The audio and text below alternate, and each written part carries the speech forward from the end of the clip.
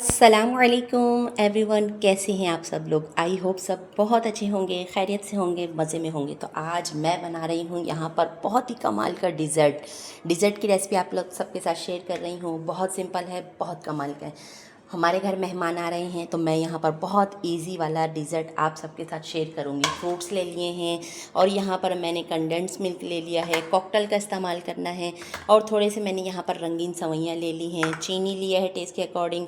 Most important ingredient जो है यहाँ पर कस्टर्ड पाउडर का है। तो चलें जल्दी से रेसिपी स्टार्ट करते हैं। सबसे पहले तो आप लोगों ने दूध को बॉईल कर लेना है। 1 किलो मैंने यहाँ पर ऑलपर्स का दूध लिया है। ऑलपर्स का आप लोग खुले दूध में भी इस रेसिपी को बना सकते हैं। तो यहाँ पर वैसे तो ये दूध बॉईल हुआ होता है, लेकिन मैं फिर भी बॉईल करूँगी। साथ में यहाँ पर चीनी भी डाल दूँगी। उसके बाद जो है क्या करती हूँ फिर मैं आप लोग को दिखाऊँगी। और चीनी मैंने अभी थोड़ा ही डाला है क्योंकि मैंने कंडेंस मिल्क का इस्तेमाल करना है। दूध मैं यहाँ पर थोड़ा सा और डाल रही हूँ, 1 प्याली। मुझे यहाँ पर कम लग रहा था इसलिए मैंने डाला।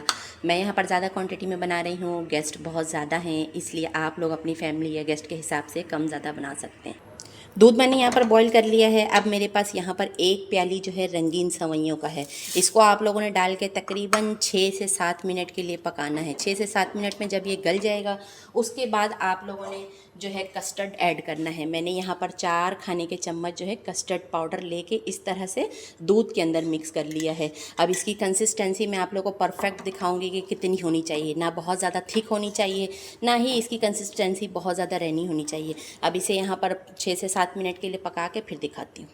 6 से 7 मिनट हो गए हैं, मैंने यहाँ पर सवैयों को पका लिया है और ये गल चुके हैं। अब हमने इधर वो कस्टर्ड पाउडर डालना है। इसको डालते हुए आप लोगों ने मुसलसल चम्मच लाजमी चलाना है, नहीं तो ये बहुत जल्दी ठीक हो जाएगा, लम्स इसके अंदर बन जाएंगे। तो इस बात का आप लोगों ने ध्यान रखना है। कस्टर्ड डालने के बाद आप लोगों ने इसे बहुत ज़्यादा नहीं पकाना है। 2 से 3 मिनट के लिए मीडियम टू लो फ्लेम में इसे पकाएं और उसके बाद इसको ठंडा करें। जब तक ये अच्छी तरह से ठंडा नहीं हो जाएगा हमने इसके अंदर फ्रूट्स जो है वो मिक्स नहीं करना है। अब इस पॉइंट पे मैं यहाँ पर डालूंगी थोड़ा सा येलो फूड कलर। मैंने यहाँ पर वनीला कंडेंस मिल्क का वो वनीला कस्टर्ड का इस्तेमाल किया है। तो आप लोग कोई भी फ्लेवर का कस्टर्ड पाउडर ले सकते हैं। अब मैंने यहाँ पर फूड कलर थोड़ा सा डाल दिया है, कलर बहुत अच्छा दिखने के लिए। अब इसकी कंसिस्टेंसी भी आप लोगों को दिखा देती हूँ। ना बहुत रैनी है, ना बहुत ज़्यादा थिक है, नॉर्मल सी कंसिस्टेंसी है। हमने यहाँ पर फ्रूट्स का इस्तेमाल करना है तो वो बाद में पानी भी छोड़ देते हैं। तो इस बात का इस पॉइंट पर आप लोगों ने ध्यान रखना है कि इसकी कंसिस्टेंसी बहुत ज़्यादा पतली नहीं होनी चाहिए, तब ये जाके परफेक्ट रेसिपी बनेगी। अब मैं यहाँ पर चूल्हे को मैंने बंद कर दिया है। अच्छी तरह से इसको ठंडा करूँगी। जब ये ठंडा हो जाएगा फिर आप लोगों को फ्रूट्स की कटिंग कर लूँ, इतनी देर में फिर दिखाती हूँ। अब चूल्हे को मैंने यहाँ बंद कर दिया है। अब इस पॉइंट पे मैं यहाँ पर डालूँगी पूरा 1 पैकेट मिल्क पैक क्रीम का। इस पॉइंट पे आप लोगों ने लाजमी डालना है। आप लोग यकीन करें, ये रेसिपी जो है बहुत सिंपल है लेकिन बहुत कमाल की है। बहुत मज़ेदार डिज़र्ट की रेसिपी है। अक्सर कराची में शादियों में इस रेसिपी को सर्व किया जाता है। अब यहाँ पर क्रीम को मैंने मिक्स कर दिया है। अच्छी तरह से इसको ठंडा कर लें, फिर दिखाती हूँ। कस्टर्ड का मिक्सचर जो है यहाँ पर अच्छी तरह से ठंडा कर लिया है। अब मैंने यहाँ पर टेस्ट के अकॉर्डिंग जो है कंडेंस मिल्क डालना है। आप लोग अपने टेस्ट के हिसाब से डालिएगा। मैंने पहले चीनी का इस्तेमाल किया था, अब मैं यहाँ पर टेस्ट करके जो है उस हिसाब से कंडेंस मिल्क डालूँगी। अच्छी तरह से मिक्स करूँगी। यहाँ पर टेक्सचर आप लोग देख लें, बहुत ही क्रीमी सा है, बहुत ही प्यारा सा है। अगर आप लोगों का ये मिक्सचर बहुत ज़्यादा थिक हो जाए तो आप लोग थोड़ा सा ठंडे दूध का इस्तेमाल कर लीजिएगा। अब यहाँ पर फ्रूट्स लिए हैं, 2 किस्म के आम हैं, दशहरी आम है और चौसा आम लिया है। दोनों का फ्लेवर बहुत कमाल का होता है।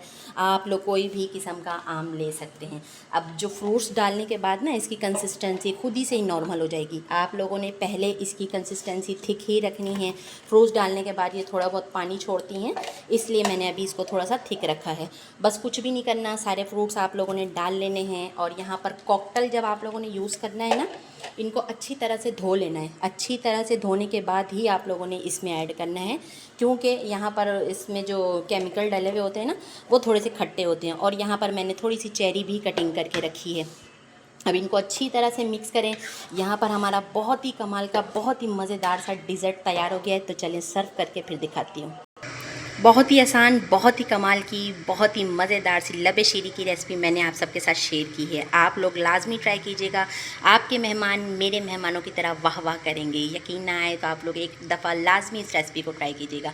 तो रेसिपी कैसी लगी है कमेंट्स में लाजमी बताइएगा। अपना बहुत सारा ख्याल रखिएगा, दुआओं में याद रखिएगा। बहुत जल्द आऊँगी एक और बहुत ही मज़ेदार सी रेसिपी के साथ। अल्लाह हाफिज़।